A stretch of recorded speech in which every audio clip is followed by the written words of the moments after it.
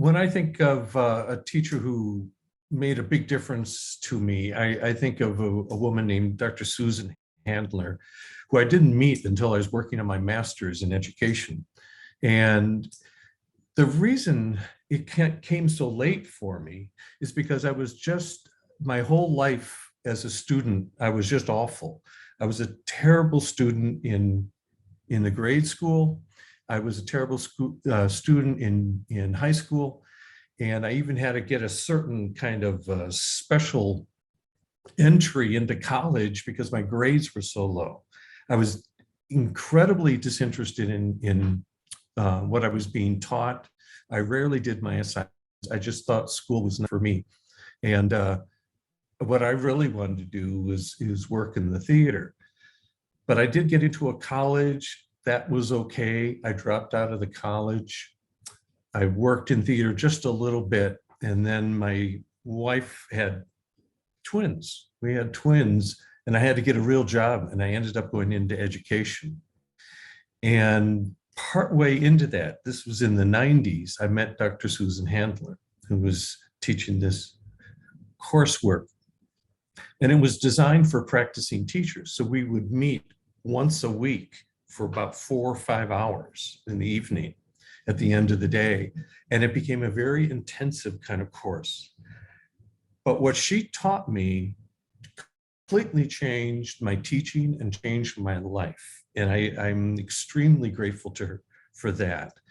And she did that by actually paying attention to the students very, very carefully. Like, we would write these papers for her once a week. They would be returned with not notes on the page, but a letter back. And that really had a profound impact on me. So you get the paper back. I mean, you'd get the this letter back, and it was a real dialogue, and it ran for 2 years between you and her. She was also all about dialogue in the classroom. So I can't remember how many there were, maybe 22, 25 of us sitting in a circle. And she had this way of making whatever was happening in that room, that became the curriculum, because we were all practicing teachers. So someone might bring up the fact that they're struggling with whatever the problem might be. The whole group would attend to, how would you solve this? This is my experience. And I thought, wow, that's stuff that I could really use at the high school level.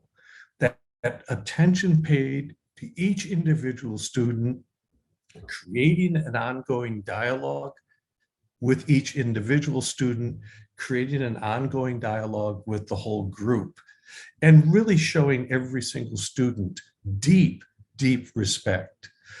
And there are just so many other examples of what she did, but that's kind of the crux of what I took from that. And I started to create a very different way of teaching for myself, because I went into teaching being very rigid, thinking that's the way you're supposed to be, because that's the way I had been taught, in a very rigid way.